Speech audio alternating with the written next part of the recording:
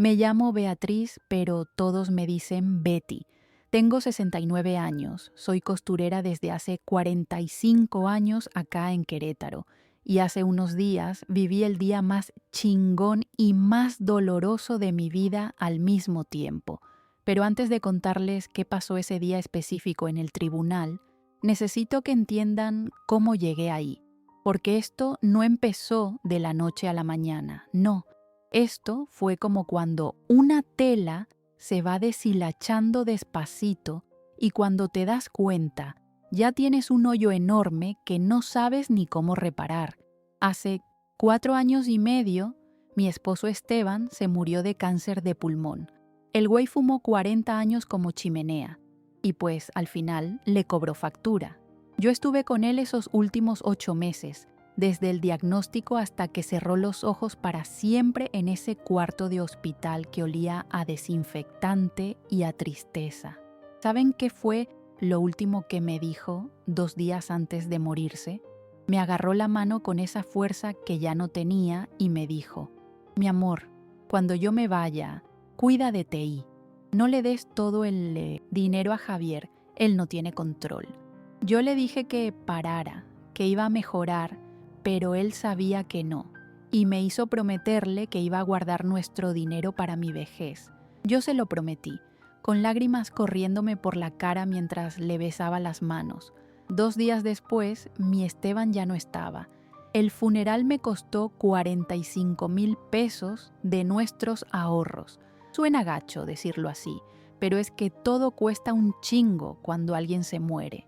El tratamiento del cáncer, aunque el IMSS cubrió parte, me había costado como 120,000 pesos en complementos, pero bueno, teníamos ahorros. 46 años juntando de a poquito 10,000 pesos al año, cuando podía, a veces menos, a veces más. Teníamos 450,000 pesos guardados, más el seguro de vida de Esteban que pagaron un mes después, 350,000. Total, me quedé con como 635,000 pesos. No es que fuera rica, pero era suficiente para vivir tranquila en mi vejez, ¿no? Eso, pensaba yo. Los primeros 6 meses después de que se murió Esteban fueron los más agüitados de mi vida. La casa se sentía enorme y vacía. Yo costuraba de día y de noche para no pensar, para no sentir ese hoyo en el pecho. Mi hijo Javier me visitaba cada semana, siempre con Carla, su esposa. ¿Cómo está, mamá?, me preguntaba. Yo apreciaba las visitas, aunque sentía que era más por obligación que por ganas. Pero bueno, era mi hijo, mi único hijo, y yo necesitaba creer que le importaba. 6 meses después de la muerte de Esteban, Javier llegó un sábado por la tarde con Carla. Los dos venían con unas caras de emoción que yo no les había visto en años. Mamá, tenemos una noticia increíble, me dijo Javier. Yo dejé la costura que estaba haciendo, un vestido de quinceañera color rosa que me habían encargado, y los escuché. Carla empezó a hablar de una oportunidad única de negocio, una franquicia americana de cafetería que estaba llegando a Querétaro. Javier me explicó que necesitaba 800,000 pesos para entrar como el primer franqueado y que iba a tener descuento, que era una inversión segura, que en 2 años iba a doblar el dinero. Cuando me dijeron la cantidad, se me hizo un nudo en el estómago. Javier, yo no tengo 800,000 pesos, le dije, aunque técnicamente sí los tenía si juntaba mis ahorros con el seguro. Mamá, esto no es regalado, es prestado. Te hago un contrato, te lo devuelvo en 2 años con intereses del 10% anual. Vas a recibir 960,000 pesos de vuelta. Yo dudé. Me acordé de las palabras de Esteban. No le des todo el dinero a Javier. Pero Javier empezó a llorar. Mamá, papá me dijo siempre que emprendiera, que fuera alguien en la vida. Esta es mi oportunidad. ¿Y tú no confías en mí? Esa pregunta me dolió. Claro que confiaba en mi hijo. Era mi hijo. 3 días después fui al banco. La gerente me preguntó como 3 veces si estaba segura de sacar 800,000 pesos. Es para mi hijo, para un negocio, le dije. Ella nomás movió la cabeza y me dio el cheque.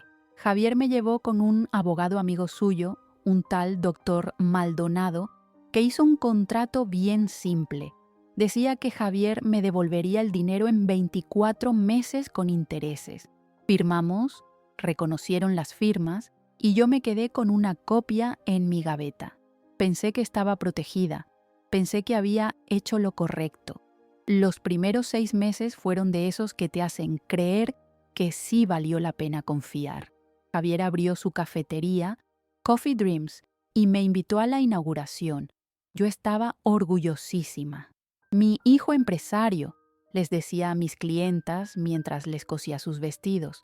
El negocio parecía ir bien, había movimiento. Javier me visitaba cada semana y me traía café gratis. El negocio va creciendo, mamá, me decía. Yo respiraba aliviada pensando que había tomado la decisión correcta. Pero al mes 7 las cosas empezaron a cambiar. Javier dejó de visitarme cada semana.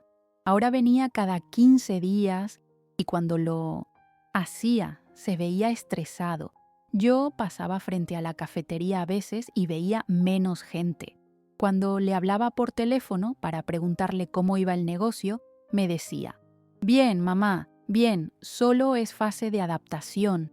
Al año, cuando le recordé que ya llevábamos la mitad del tiempo del contrato, me dijo que iba a necesitar más tiempo porque el negocio estaba tardando más en dar lucro. Pero el contrato decía 2 años, le reclamé. «Mamá, es inversión, tiene riesgo, tú sabías». Esas palabras me cayeron como balde de agua fría. A los 18 meses pasé frente a la cafetería y había un letrero de «Se renta». Sentí que el piso se me abría. Le marqué a Javier con las manos temblándome. ¿Cerró la cafetería? ¿Cerró? No funcionó. Pasa, mamá. ¿Y mi dinero? Y ahí fue cuando escuché por primera vez esas palabras que me iban a perseguir por años. Mamá, ese no es tu dinero. Fue inversión. El negocio quebró. Yo también perdí. Yo no podía creerlo. Pero prometiste devolverlo. Prometí si el negocio funcionaba. No funcionó. Es riesgo de inversión. Colgó. Yo me quedé parada en medio de la calle, con el celular en la mano, sintiendo cómo todo mi mundo se derrumbaba. Los siguientes meses fueron un infierno. Javier dejó de contestarme las llamadas. Cuando lo hacía me decía que no tenía cómo devolverme, que estaba quebrado, que la cafetería lo había dejado endeudado. Al cumplirse los 2 años del préstamo, lo volví a buscar. Hoy se cumplen 2 años. Era el plazo. Mamá, ya hablamos de esto. No tengo. Acéptalo. Yo le dije que iba a buscar un abogado y él me amenazó. ¿Vas a demandar a tu hijo? Eso va a destruir a la familia. ¿Vale la pena? Yo me puse a llorar como nunca. Javier, ese dinero es todo lo que tengo. Y él me dijo algo que todavía me duele. Tenías, ya no tienes. Y sinceramente, mamá, tú deberías haber pensado antes de invertir todo en un negocio. Fue irresponsable de tu parte. ¿Pueden creer que me echó la culpa a mí? Yo empecé a dudar de mí misma. Había sido irresponsable. ¿Había entendido mal? Mis ahorros se habían ido. Me quedaban como 35,000 pesos de emergencia. Seguía trabajando de costurera, ganándome como 12,000 pesos al mes más los 5,600 de la pensión de viuda. Alcanzaba para vivir, pero ya no tenía colchón, ya no tenía seguridad. A mis 68 años, trabajaba por necesidad, no por gusto. Un año después, cuando tenía 69, el caño de mi casa se reventó. El plomero me cobró 35,000 pesos por arreglarlo. Usé mis últimos ahorros. Estaba oficialmente quebrada. Y fue cuando Javier reapareció con una propuesta. Él y Carla se habían comprado una casa nueva, grandota, en Juriquilla, uno de los fraccionamientos nice de Querétaro. Mamá, vente a vivir con nosotros. Vives sola. en una casa que se está cayendo, trabajando como loca. Nosotros te cuidamos. Carla me vendió la idea como si fuera un favor enorme. Yo, sin dinero para arreglar mi casa y sintiéndome sola, acepté, temporalmente. La casa era impresionante. 4 recámaras, alberca, cocina gourmet. ¿Cómo compraste esto?, le pregunté a Javier. Trabajo duro, mamá, créditos, esfuerzo. Lo que yo no sabía entonces era que la entrada de esa casa había sido precisamente mis 800,000 pesos. Mi propio dinero había comprado la casa donde ahora yo iba a vivir como favor. Me dieron el cuarto más chiquito, de 3 por 3 metros, con baño compartido con el área de lavado. Mi ropa la guardaba en maletas porque no había closet. La ventana daba al muro del vecino. Las primeras semanas fueron la luna de miel. Javier y Carla se portaban atentos. Mamá, descansa. Mamá, no cocines. Pero yo ayudaba porque era mi costumbre. Además, estaba agradecida, ¿no? O eso me hacían sentir. Mi nieta Valeria, de 14 años, estaba feliz de que yo viviera ahí. Abue, ahora te veo todos los días, me decía abrazándome. Eso me daba algo de propósito, pero al segundo mes empezaron las reglas. Carla me dijo que no podía usar la cocina entre las 10 de la mañana y las 2 de la tarde porque ella grababa contenido para su Instagram. Javier me pidió que no cociera de noche porque mi máquina hacía ruido. Al cuarto mes, la cosa se puso más gacha. Carla empezó a pedirme que cocinara para todos. Es que llego tan cansada de grabar, doña Betty. Yo cocinaba, desayuno, comida, cena. Javier me pedía que lavara los trastes, que limpiara la casa. Carla tiene reuniones importantes. Yo me convertí en la empleada doméstica no pagada de mi propio hijo. Trabajaba todo el día para ellos y en las noches, muerta de cansancio, cosía para sacarme unos pesos. Mi ingreso por costura bajó de 12,000 a 8,000 pesos mensuales porque ya no tenía tiempo ni energía. Y luego vino lo peor. Una noche en la cena, Javier sacó el tema. Mamá, sobre esos 800,000 pesos, ¿sí?, dije yo, con el corazón latiéndome fuerte. Me acordé. En realidad tú no me prestaste. Tú me diste ese dinero. Yo casi me atraganto con la comida. ¿Qué? No, fue un préstamo. Carla se metió. Doña Betty, Javier me contó. Usted le dijo, hijo, usa esto para tu sueño. Fue donación. Mentira, tengo contrato. Javier se rió. Contrato. Ese papelito no vale nada, mamá. El abogado me dijo que fue simbólico. Además, tú vives aquí. Te estamos manteniendo. ¿Manteniendo? Yo cocino, limpio, lavo. Pero no pagas renta. Un cuarto aquí costaría 10,000 pesos al mes. Ahí fue cuando entendí. Me estaban cobrando por vivir en una casa que yo había pagado. Me estaban haciendo sentir culpable por pedir mi dinero de vuelta. Me estaban haciendo creer que yo les debía a ellos y yo, agüitada y cansada, empecé a creerles. Empecé a pensar, ¿será que sí invertí mal? ¿Será que sí fue mi culpa? Pero algo dentro de mí, una vocecita que sonaba igualito a la de Esteban, me decía, Betty, esto no está bien, esto es robo. Viví así por 2 años, 2 años sintiéndome invisible, usada, tonta. 2 años cosiendo hasta las 3 de la mañana para tener algo de dinero propio.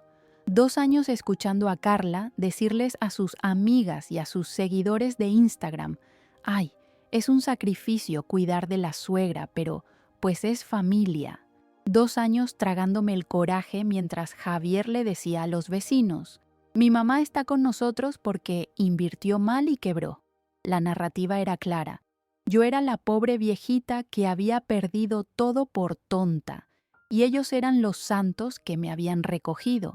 Y entonces llegó ese domingo que cambió todo.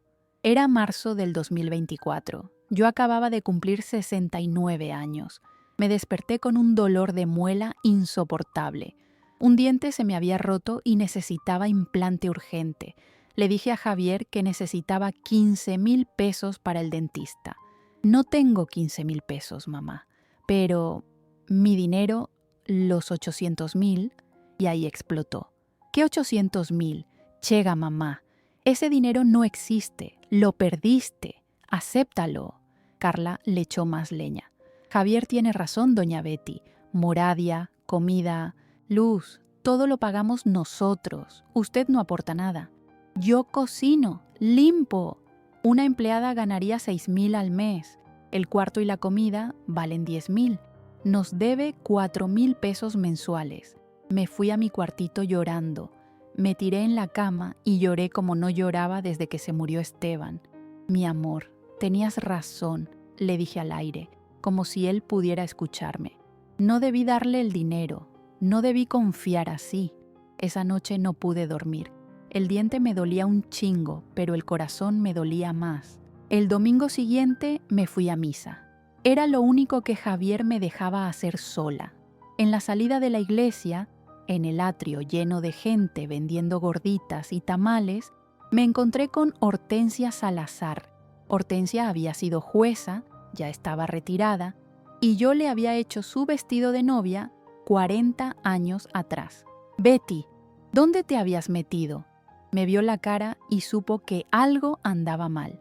Vamos a tomar un café, ahora. Nos sentamos en una mesita de la placita.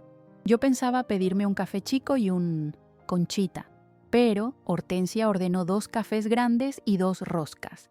Cuenta, me dijo. Y yo conté todo, los 800,000 pesos, la promesa de devolver en 2 años, la cafetería que quebró, el gaslighting, el mudarme con ellos, trabajar gratis, sentirme culpable. Conté y lloré y conté más. Hortensia me escuchaba con una cara que iba poniéndose cada vez más seria, más enojada. Cuando terminé, Hortensia me agarró las manos sobre la mesa y me dijo con una voz firme que nunca le había escuchado: Beatriz Morales Vega, te robaron, tu hijo te robó. Yo traté de defenderlo. No, fue inversión que no funcionó. Fue robo, un préstamo no devuelto. Es robo, mija. Yo fui jueza 30 años, sé de lo que hablo. Ese contrato que tienes es válido. Y más, él usó tu dinero para comprar casa y después te hizo vivir ahí como favor. Eso se llama fraude civil. Por primera vez en 2 años sentí que alguien me creía, que alguien me decía que yo no estaba loca, que no había sido mi culpa. Hortensia sacó su celular y marcó ahí mismo. Paulina, soy Hortensia. Necesito que me hagas un favor. ¿Te acuerdas de Beatriz Morales, la costurera que te hizo tu vestido de quinceañera prácticamente regalado? Pausa. Perfecto, necesita abogada. La robó su hijo. Y vamos a recuperar cada peso. Resulta que Paulina Estrada, esa chamaca tímida a la que yo le había hecho un vestido azul cielo cuando cumplió 15, ahora era abogada especializada en recuperación de créditos. Hortensia me explicó que Paulina trabajaba cobrando un porcentaje de lo recuperado. Si yo no ganaba, ella no cobraba. No tenía nada que perder, excepto mi miedo. Pero, Hortensia, para demandar necesito el contrato. Lo dejé en mi casa vieja. Pues vamos por él. ¿Javier te deja ir? Dice que me acompaña porque la casa está abandonada. Hortensia sonrió de una forma media macabra. Perfecto, tú lo distraes. Paulina entra por atrás y saca copias de todo. Hicimos el plan para el domingo siguiente. Ese domingo amanecí con el estómago hecho nudos. Le dije a Javier que necesitaba ir a mi casa a buscar fotos de Esteban. Él insistió en acompañarme, obvio. No quería que yo estuviera sola ahí. Llegamos a las 7 de la mañana. Mi casita, la que había sido mi hogar por 40 años, se veía triste. El jardín todo crecido, la pintura despintada, las ventanas con polvo. ¿Ves, mamá? Está hecha un desastre. Hay que venderla, me dijo Javier. Yo nomás aguanté las lágrimas. Entramos. Olía a humedad y a abandono. Javier me seguía a todos lados. Yo necesitaba que se fuera, aunque fueran 5 minutos, para que Paulina entrara. Javier, me das privacidad. Quiero llorar sola. Tantos recuerdos de tu papá. Él se incomodó. Está bien, 10 minutos. Voy a checar el techo. Se fue y yo escuché sus pasos subir la escalera. En ese momento, Paulina entró por la puerta de atrás. ¿Dónde está?, susurró. Gaveta del cuarto, rápido. Ella corrió, abrió la gaveta, sacó el contrato y los extractos bancarios que yo había guardado, les tomó fotos con el celular y se fue como entró. Fantasma. Cuando Javier bajó, yo estaba abrazando una caja de fotos, llorando de verdad. 3 días después, Paulina, Hortensia y yo nos juntamos en el despacho de Paulina. Era un cubículo chiquito en un edificio viejo del centro, pero Paulina tenía los ojos más brillantes que yo había visto. Doña Betty, esto es oro. Puso las fotos del contrato en la mesa. Contrato válido, con firmas reconocidas. Extracto bancario que demuestra la transferencia de 800,000 pesos de usted a Javier, fecha exacta. Y mire esto. Puso otro documento. 3 meses después de recibir su dinero, Javier compró su casa. La entrada fue de exactamente 800,000 pesos. Me quedé viendo los papeles y sentí algo que no sentía en años. Coraje, no tristeza, no culpa, coraje. Ese hijo de la chingada usó mi dinero para su casa y luego me hizo creer que yo había perdido por pendeja. Hortensia me apretó la mano. Exacto. Y ahora va a pagar. Paulina me explicó todo. Íbamos a demandar por 800,000 pesos más 4 años de intereses al 10% anual. 320,000 total. 1,120,000 pesos. Más de 1,000,000 es lo que debe, doña Betty. El contrato especifica intereses y si no paga en 90 días, pedimos embargo del 35% de su casa. La vendemos judicialmente y usted recupera su dinero. Me costó 3 días decidir, 3 días en los que me preguntaba, ¿de verdad voy a demandar a mi hijo? Pero entonces me acordaba de sus palabras. Lo perdiste, mamá. Fue tu culpa. Me acordaba de Carla diciéndome que yo les debía. Me acordaba de cocinar para ellos sin que me dijeran gracias ni una vez. Me acordaba de dormir en ese cuartito mientras ellos dormían en una casa pagada con mi dinero. Y decidí, voy a demandar, no por el dinero, por la verdad. La demanda se presentó en abril. El citatorio llegó a casa de Javier una semana después. Yo estaba en mi cuartito cuando lo escuché gritar, ¡Mamá! Salí y lo vi con el papel en la mano, la cara roja de coraje. ¿Qué es esto? La cobranza de lo que me debes. ¿Me demandaste? Te demandé. Carla llegó corriendo. ¿Cómo puede, doña Betty? Yo me paré derecha, más derecha de lo que me había parado en años. ¿Cómo puedo? Trabajé 45 años, ahorré cada peso, me lo pediste prestado, no devolviste, ahora pagas. Javier estaba que no se la creía. Esto es traición. Traición es robarle a tu madre y hacerla sentir culpable. Yo no robé, tú invertiste. Presté, tengo contrato, tengo comprobantes, tengo todo. Se le cayó la careta del hijo bueno. Si sigues con esto, nunca te vuelvo a hablar. Yo respiré hondo. Ya no hablas conmigo, solo me das órdenes. ¿Y Valeria? La vas a perder. Eso me dolió, no les voy a mentir, pero contesté. Si Valeria cree que su abuela peleando por su dignidad está mal, entonces la pierdo. Fuera de mi casa, ahora. Me fui a mi cuartito y empaqué mis 2 maletas. Le marqué a Hortensia. Necesito dónde quedarme. Ven para acá, tengo cuarto de sobra. Cuando estaba saliendo, Valeria bajó corriendo, llorando. Abu, no te vayas. La abracé fuerte. Tengo que irme, mi amor, pero te amo con todo mi corazón. Yo también te amo, Abu. Lo que no sabía yo ese día era que Valeria, mi nieta de 14 años, iba a ser mi mejor aliada. Una semana después de que me fui, ella estaba buscando algo en el cuarto de sus papás y encontró una gaveta con documentos. Ahí estaba el contrato, extractos y lo mejor, emails entre Javier y Carla de 2 años atrás donde planeaban todo. Amor, mamá nunca va a acordarse de que fue préstamo. Le decimos que fue donación. Y si tiene comprobante, le decimos que no vale. Ella no va a pelear. Es mamá. Valeria les tomó fotos a los emails y me los mandó por WhatsApp. Yo estaba en casa de Hortensia cuando me llegaron y me puse a llorar como loca. No de tristeza, de validación. No estaba loca. No había entendido mal. Ellos habían planeado robarme. Paulina casi brinca cuando le enseñé los emails. Doña Betty, esto es prueba de dolo. Su hijo no solo no pagó, planeó no pagar desde el principio. Pero Javier y Carla no se quedaron callados. Carla, con sus 100,000 seguidores en Instagram, subió un post haciéndose la víctima. Una foto de ella llorando con un texto. Cuando cuidas de tu familia y te demandan. Abrimos nuestra casa para mi suegra. Le dimos amor, comida, techo. Nos demandó por dinero que ella perdió invirtiendo mal. La ingratitud duele. Familia ni una decepción. Los comentarios la apoyaban.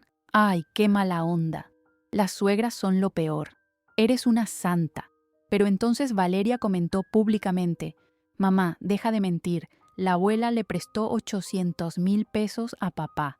Prometieron devolver, no devolvieron. Mi abuela tiene razón. Carla borró el comentario.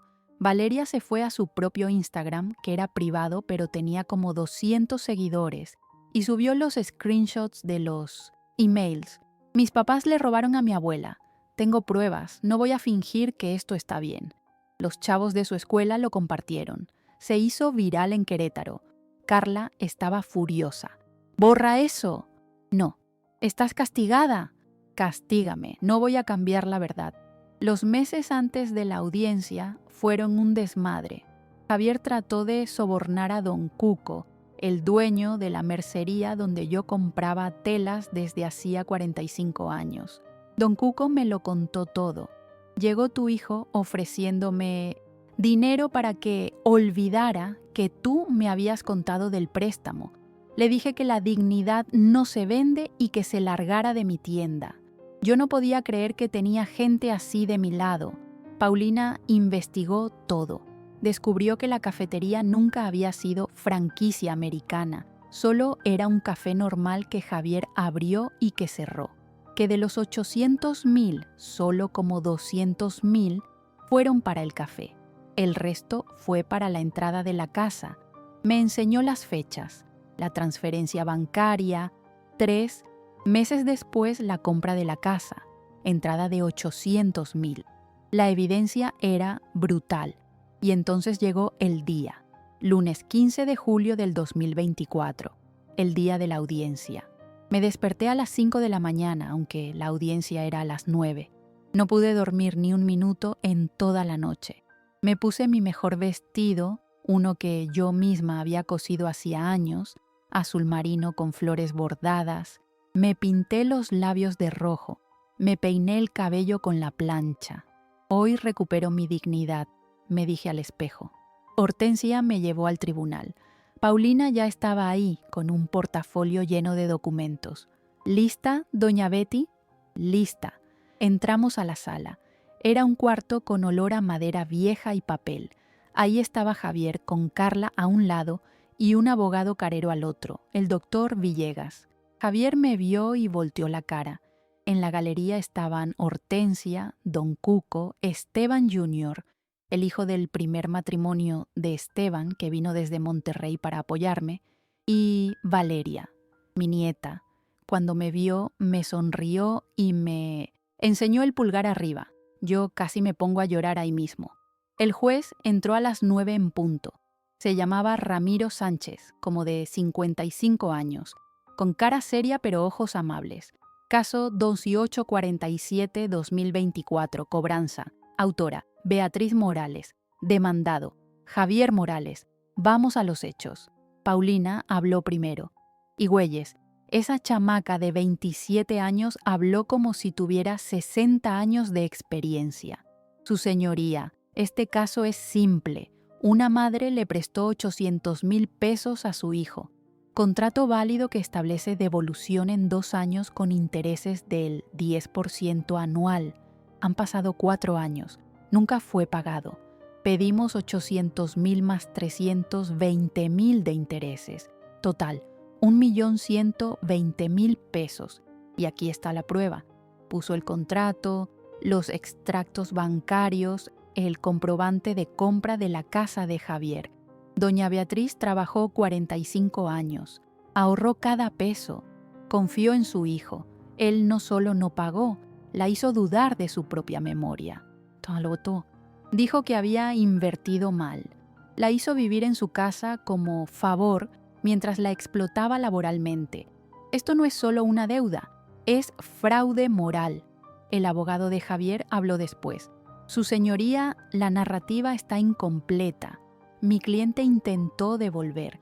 El negocio quebró y además doña Beatriz vivió con mi cliente. Recibió vivienda, alimentación. Eso vale 10,000 pesos mensuales por 24 meses, 240,000 pesos. Eso compensa parte de la deuda. Paulina brincó. Objeción. La vivienda fue impuesta. Doña Beatriz tenía casa propia. Fue presionada con engaños y trabajó ahí de gratis, cocinando, limpiando, lavando. Si algo, ellos le deben a ella por mano de obra no remunerada. El juez me volteó a ver. Doña Beatriz, ¿hacía labores domésticas en casa de su hijo? Sí, su señoría, todo. Desayuno, comida, cena, limpieza, lavandería. ¿Le pagaban? No, señor. El juez anotó algo. Me di cuenta de que estaba viendo la situación clarita y entonces me tocó contar mi historia. Paulina me hizo las preguntas y yo contesté con la verdad. Su señoría, soy costurera desde hace 45 años. Me casé con Esteban en 1978. Tuvimos a Javier en 1980. Vida simple pero honesta. Esteban murió hace 4 años y medio de cáncer. Sus últimas palabras fueron: Betty, cuida de ti, no le des todo el dinero a Javier. Yo se lo prometí. Se me quebró la voz, pero continué. 6 meses después, Javier llegó con una oportunidad, una franquicia de cafetería, 800,000 pesos. Yo dudé, pero él lloró. Me dijo, papá hubiera querido que yo cumpliera mis sueños. Y yo le creí. Hicimos contrato, ante abogado, 2 años de plazo. Le transferí todo lo que tenía, toda mi vida de ahorros. Me sequé las lágrimas y miré a Javier directo a los ojos. 2 años pasaron, la cafetería cerró y mi hijo me dijo, lo perdiste, mamá. Riesgo de inversión. Pero no era inversión, era préstamo. Después me hizo mudarme con él. Me dijo que era favor, pero yo pagaba ese favor trabajando gratis. Y poco a poco, él me hizo olvidar que ese dinero era mío. Invertiste mal, mamá, es tu culpa. Y yo casi le creo, casi me creo que yo era la tonta, la irresponsable. Pero no fui yo, fue él. Él usó mi amor de madre como arma. El silencio en la sala era denso. Vi que el juez tenía los ojos llorosos. El abogado de Javier trató de hacerme quedar mal. Doña Beatriz leyó el contrato antes de firmarlo. Lo leí. Entendió que toda inversión tiene riesgo. No era inversión, era préstamo. El abogado insistió, pero Paulina lo paró. Objeción, su señoría. El Código Civil es claro. Un préstamo debe devolverse siempre. El destino del dinero es irrelevante. El juez estuvo de acuerdo. Después le tocó a Javier. El abogado le preguntó que explicara la situación. Su señoría, yo amo a mi mamá. Cuando me pidió que aceptara el dinero como inversión, Paulina lo interrumpió. ¿Inversión o préstamo? Javier titubeó. Préstamo, pero con riesgo. El contrato dice que debe devolverse en cualquier caso. ¿Lo devolvió? No pude, pero compró una casa de 3,200,000 pesos 3 meses después de recibir el dinero de su mamá. ¿De dónde salió la entrada? Javier se puso pálido. ¿De ahorros? ¿800,000 pesos de ahorros? ¿La misma cantidad que su mamá le dio? Silencio. Javier. ¿Usó el dinero de su madre para comprar su casa y luego la hizo vivir ahí como si le estuviera haciendo un favor? Javier explotó. Ella vive ahí. Come, duerme. Paulina no se dejó. En una casa comprada con su dinero, trabajando gratis. Javier, eso no es favor, eso es esclavitud doméstica. Y entonces pasó lo que nadie esperaba. Paulina pidió permiso para que Valeria hablara. El juez dudó porque era menor de edad, pero Paulina insistió. Ella tiene información relevante y quiere hablar. El juez aceptó. Valeria se paró, nerviosa pero decidida. Su señoría, hace 2 años escuché a mis papás hablando. Mi papá dijo, mamá nunca se va a acordar de que fue préstamo. Le decimos que fue donación. Y mi mamá contestó, ¿y si tiene comprobante? Y mi papá dijo, le decimos que no vale, ella no va a pelear, es mamá. La sala se quedó helada. Valeria sacó su celular. Tengo los emails, su señoría, los encontré en su gaveta. ¿Puedo mostrarlos? El juez los leyó. Su cara se puso seria. Le preguntó a Javier, ¿estos emails son suyos? ¿Están fuera de contexto? ¿Contexto de qué? ¿Planeó desde el inicio no pagar? Javier no supo qué decir. Valeria bajó y se vino directo a tan abrazarme. Te amo, Abu. Yo también, mi amor. Gracias por ser valiente. Don Cuco testificó después. Conozco a doña Betty desde hace 45 años. Una semana después de que le prestó el dinero a su hijo, vino a la mercería, me dijo, Cuco, estoy nerviosa. Le presté todo mi dinero a Javier. Dios quiera que salga bien. Y yo lo anoté en mi cuaderno. Sacó un cuaderno viejo y señaló, 15 de marzo de 2020. Doña Betty prestó 800,000 pesos a su hijo. Que Dios la proteja. Los argumentos finales fueron brutales. El abogado de Javier dijo, Su señoría, entiendo la emoción, pero mi cliente no tiene dinero, no puede pagar. Paulina se paró y habló con una pasión que yo no sabía que existía. Su señoría, voy a ser directa. Javier Morales es un ladrón, no de los que asaltan en la calle, de los que usan corbata. Le robó a su propia madre, una mujer que trabajó 45 años, que ahorró cada peso, que confió en él. Él tomó 800,000 pesos, se compró una casa y luego la hizo vivir ahí como favor, mientras la hacía olvidar que el dinero era de ella. Y lo peor, lo planeó. Los emails lo prueban. No fue mala suerte, fue dolo, fue premeditado. Él dice que no tiene dinero, pero tiene una casa de 3,200,000 pesos, con un equity de 800,000, exactamente lo que le robó a su madre. Su señoría, si no lo condena, estará diciendo, en México, un hijo puede robarle a su madre, puede usar su dinero para vivir bien. Y cuando ella pida lo suyo de regreso, puede decir, no tengo, y salirse con la suya. Eso no es justicia. Beatriz Morales merece su dinero de vuelta, cada peso, con intereses, porque trabajó, porque ahorró, porque confió. Y la confianza traicionada debe ser castigada. El juez se retiró a deliberar. Fue una hora que se sintió como 10 años. Yo estaba agarrada de la mano de Hortensia, rezando en silencio. Valeria estaba del otro lado, apretándome la otra mano. Cuando el juez regresó, su cara era seria. Este caso me entristece profundamente. Ver a un hijo robándole a su madre, usando los lazos familiares como arma. Se aclaró la garganta. Fallo a favor de la demandante. Javier Morales debe devolver 800,000 pesos más 320,000 de intereses. Total, 1,120,000 pesos. Tiene 90 días para pagar. Si no paga, se procederá al embargo del 35% de su casa, que será vendida judicialmente. Además, condeno a Javier Morales por litigancia de mala fe, por intentar negar una deuda comprobada. Multa de 50,000 pesos y Javier Morales tiene prohibido acercarse a Beatriz Morales por 1 año, a menos que ella lo autorice. Y sobre Valeria Morales, por tener el valor de decir la verdad, ordeno que su relación con su abuela sea protegida. Sus padres no pueden impedirla. Y entonces el juez me miró directo a mí. Beatriz Morales, usted trabajó, ahorró, confió, fue traicionada, pero hoy la justicia reconoce, ese dinero es suyo. Un hijo que le roba a su madre no actúa por amor, actúa por codicia, y la codicia será castigada. El martillazo. Y yo me solté a llorar. 45 años de trabajo, 4 años de gaslighting, 2 años de ser tratada como sirvienta.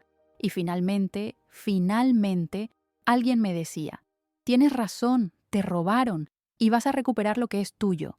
Salimos del tribunal y Hortensia, Paulina, Valeria, Don Cuco, Esteban Jr., todos me abrazaban. Yo lloraba y reía al mismo tiempo. Gané, gané. Javier pasó por un lado con la cara más amarga que he visto. Carla iba llorando. Ni me voltearon a ver. Javier nunca pagó en los 90 días. Procedimos con el embargo. La casa se vendió judicialmente en 3.200.000. El 35% fue para mí, 1.120.000. Javier recibió el 65%, que después de pagar la hipoteca que todavía debía, le dejaron como 600.000. Tuvo que mudarse a un departamento, no es chiquito. Carla pidió el divorcio. No me voy a quedar con un fracasado, le dijo. Yo, por primera vez en 4 años, pude respirar. Recuperé mi casa, la arreglé completita, techo nuevo, tubería nueva, pintura fresca. El jardín está hermoso. La roseira que plantó Esteban floreció como nunca. Amplié mi taller de costura. Ahora tengo lista de espera de 4 meses y cobro lo que valgo. Gano entre 20 y 25.000 pesos al mes. Contraté una aprendiz. Viajo, bailo, vivo. Y Valeria, cuando cumplió 16, vino a vivir conmigo. Javier no tuvo de otra que aceptar. Si no aceptas, pido emancipación, le dijo ella. Ahora vivimos juntas. Yo le enseño a coser, ella me enseña a usar TikTok, nos reímos, cocinamos juntas, somos felices. Y Javier intentó contactarme después de que pasó el año de la orden de restricción. Me mandó cartas. Mamá, perdón. Estoy en terapia, trabajo honesto ahora. Entrego comida en Didi. Te deposito 5.000 pesos al mes, no para compensar, para mostrar que entendí. Yo no le he contestado. Todavía duele mucho. Pero guardo las cartas. Hace 2 meses, Paulina y yo abrimos una fundación, Justicia Familiar. Ayudamos a adultos mayores que fueron robados por sus familias. Llevamos 35 casos en 2 años. Hemos ganado 28. Yo doy mi testimonio en universidades, en grupos de apoyo. Si yo a los 69 pude recuperar mi dignidad, tú también puedes. ¿Y saben qué es lo más chido de todo esto? Que encontré mi voz, que dejé de sentir culpa por exigir lo que era mío, que aprendí que familia no es quien te da la sangre, sino quien te respeta, que un hijo que te roba no merece el título de hijo hasta que demuestre que cambió. Anoche estaba sentada en mi patio cosiendo un vestido de novia bajo la luz de la luna. Valeria estaba a mi lado haciendo tarea y sonó el teléfono. Un número que no conocía. Contesté. Doña Beatriz era una voz de mujer, llorando. Vi su testimonio en YouTube. Mi hija hizo lo mismo. Me prestó $500,000. No me ha devuelto nada. Dice que lo perdió, pero después de escucharla a usted, entendí que no perdí el dinero. Me lo robaron. ¿Puede ayudarme? Yo miré la roseira de Esteban, que estaba florida. Miré a Valeria, que me sonreía. Miré mi casa, la que recuperé con dignidad. Y contesté, claro que puedo, mija. Vamos a luchar juntas. Dame tus datos, porque aprendí algo en estos años. Nunca es tarde para pelear por lo que es tuyo. Nunca es tarde para decir, esto es mío y lo quiero de vuelta. No por el dinero, por la dignidad. Trabajé 45 años, ahorré cada peso y nadie tenía derecho a quitármelo, ni siquiera mi hijo. Especialmente no mi hijo. Hoy tengo 71 años, vivo en mi casa, trabajo en mi taller, tengo a mi nieta conmigo, tengo mi dinero en el banco, tengo mi paz. Y sí, a veces todavía me duele, a veces veo una foto de Javier chiquito y me pongo a llorar, pero ya no lloro de culpa, lloro de luto, por el hijo que creí que tenía y que resulta que nunca existió, pero estoy viva, estoy libre y estoy ayudando a otras personas a recuperar lo que les robaron. Si alguien está leyendo esto y está pasando por algo similar, les digo, no es tu culpa. Un préstamo no devuelto es robo, aunque sea tu hijo, tu hija, tu hermano. Documenta todo, guarda todo. Y cuando sea tiempo, pelea, porque tu dinero es tu vida, es tu trabajo, es tu esfuerzo, y nadie tiene derecho a quitártelo y hacerte sentir mal por pedirlo de vuelta. La familia que respeta paga sus deudas. La familia que roba y te hace sentir culpable no es familia, es sistema de explotación. Y la justicia existe para todos, incluso para nosotros, los viejitos que algunos creen que ya no podemos defendernos. Pues yo me defendí y gané. Y si yo pude, tú también puedes. Nunca es tarde para recuperar tu dignidad. Nunca.